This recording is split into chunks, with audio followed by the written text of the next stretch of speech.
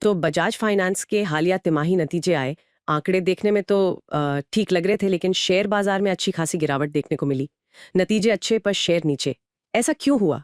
चलिए इसे खोलकर समझते हैं। हमारे पास नतीजों का विश्लेषण है, एक्सपर्ट्स की राय है, बाजार की कमेंट्री भी है। आज हम यही समझने की कोशिश करेंगे कि ये अच्छे नतीजों और स्टॉक की गिरावट के बीच का कनेक्शन क्या है। हाँ, और ये जो विरोधाभास है ये काफी दिलचस्प है। आंकड़ों को अगर देखें तो Q1 में कंसोलिडेटेड मुनाफा मतलब प्रॉफिट वो 22% बढ़ा है, करीब 4,765 करोड़। और AUM यानी एसेट्स अंडर मैनेजमेंट, जो कुल संपत्ति वो मैनेज कर रहे हैं, वो भी 25% बढ़कर 4.42 लाख करोड़ हो गया है। तो ऊपर ऊपर से तो सब हरा हरा लगता है।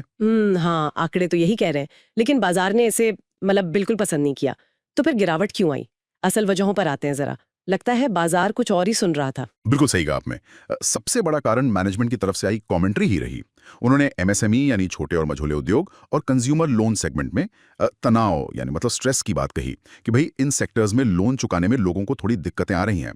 खासकर कर्नाटका में कुछ इश्यूज बताए और पॉलिटिकल रिस्क का भी जिक्र किया। अच्छा। हाँ, और साथ ही टू व्हीलर और थ्री व्हीलर फाइनेंस सेगमेंट का जो AUM है वो 20% घटा है। उसकी वजह एक पुराना दिक्कत वाला लोन पोर्टफोलियो बताया जा रहा है, जिससे वो कह रहे हैं कि मार्च 2026 तक धीरे धीरे कम करेंगे। तो ये सब ना भविष्य के लिए थोड़ी चिंता पैदा करता है। तनाव। बजाज फाइनेंस का नाम तो हमेशा हाई ग्रोथ, तेज रफ्तार से जुड़ा रहा है। ये तो थोड़ी चौंकाने वाली बात है ना? हाँ बिल्कुल, और इसी वजह से बाजार की चिंता बढ़ी और इसका असर फिर एसेट क्वालिटी पर भी दिखा। ग्रॉस NPA यानी वो लोन जिनकी किश्तें 90 दिन से ज्यादा से नहीं आई हैं, वो बढ़कर 1.03% हो गया और नेट NPA 0.5% पर पहुंच गया। पिछले साल इसी तिमाही में ये काफी कम थे, करीब 0.86% और 0.38%। अच्छा। तो हालांकि ये आंकड़े अभी भी बहुत ज्यादा खतरनाक नहीं है, पर इनमें जो बढ़ोतरी हुई है और उसके पीछे के कारण MSME, पुराना ऑटो लोन, इसने निवेशकों को सोचने पर मजबूर कर दिया। और इसीलिए शायद प्रोविजनिंग मतलब संभावित नुकसान के लिए जो पैसा अलग रखते हैं, वो भी 26% बढ़कर 2,120 करोड़ रुपए हो गया। मैंने सुना जी बिजनेस पर अनिल सिंघवी जी भी इसी बात पर जोर दे रहे थे। उन्होंने क्या कहा इस बारे में? हाँ, अनिल सिंघवी ने बिल्कुल इसी नब्ज को पकड़ा। उन्होंने कहा कि मैनेजमेंट की ये जो सतर्क वाली कमेंट्री थी, इसने बाजार को डरा दिया। लोगों को लगा कि कहीं अर्थव्यवस्था में सुस्ती तो नहीं आ रही है। उन्होंने इस बात पे जोर दिया कि देखिए, बजाज फाइनेंस को अक्सर नई क्रेडिट वाली इकोनॉमी का एक तरह से बैरोमीटर माना जाता है। हाँ, सही बात है। प्रॉक्सी मानते हैं उसको। बिल्कुल, तो अगर वो खुद ही सावधानी बरतने की बात कर रहे हैं, तो बाजार इसे एक वार्निंग सिग्नल की तरह लेता है। सिंघवी जी ने यह भी बताया कि इस कमेंट्री के बाद FIIs यानी जो विदेशी निवेशक हैं, उनकी तरफ से बिकवाली बढ़ी। उनकी सलाह सीधी थी, अभी थोड़ा संभल कर रहें। उन शेयरों से बचें जिनके नतीजों पर चिंता हो और जल्दबाजी में कोई फैसला न ले। थोड़ा इंतजार करें, देखें कि ऊंट किस करवट बैठता है। तो मामला सिर्फ Q1 के आंकड़ों का उतना नहीं, जितना कि भविष्य के आउटलुक और मैनेजमेंट की चिंता का है। और कंपटीशन का क्या? क्या बाकी NBFCs भी ऐसी ही मुश्किल में है या कोई बेहतर कर रहा है इस माहौल में? देखिए, ये बहुत अहम सवाल है। सिंघवी जी ने अपने विश्लेषण में ये भी कहा कि जैसे श्रीराम फाइनेंस है, वो इस तरह के तनाव की बात नहीं कर रहा है। और अगर वैल्यूएशन के हिसाब से देखें, जैसे यदना इन्वेस्टमेंट अकादमी के विश्लेषण में था, तो बजाज फाइनेंस अपने कॉम्पिटिटर्स के मुकाबले प्रीमियम पर ट्रेड कर रहा है, महंगा है। इसका price to book PB ratio करीब 6.1 गुना है। 6.1? अच्छा। हाँ, जबकि L&T फाइनेंस का करीब 2.1 गुना है और चोलामंडलम का करीब 5.5 गुना। हाँ, SBI कार्ड्स का वैल्यूएशन भी करीब 6 गुना पर ही है। वो बात अलग है।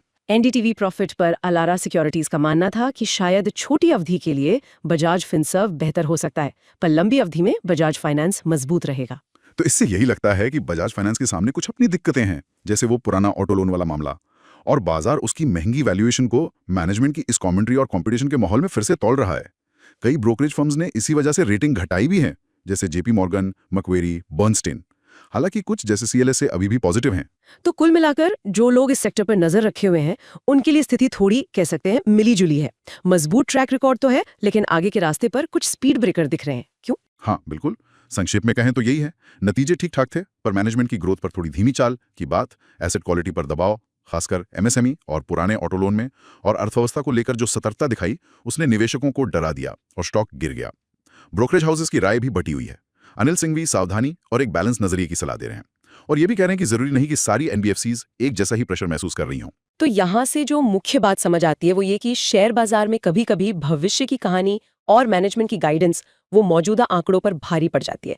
जो लोग इसमें निवेशित हैं या निवेश करने का सोच रहे हैं, उनके लिए ये देखना जरूरी होगा कि मैनेजमेंट ने जिन तनावों का जिक्र किया है वो आगे कैसे सामने आते हैं, कैसे मैनेज होते हैं। और जाते जाते एक विचारणीय बात और, बजाज फाइनेंस ने खुद माना है कि कुछ ग्राहक जरूरत से ज्यादा कर्ज ले चुके हैं, मतलब ओवर लेवरेजिंग हो गई है, और कंपनी अब ऐसे ग्राहकों से अपना एक्सपोजर कम करने की योजना बना रही है जिनके पास बहुत सारे लोन हैं।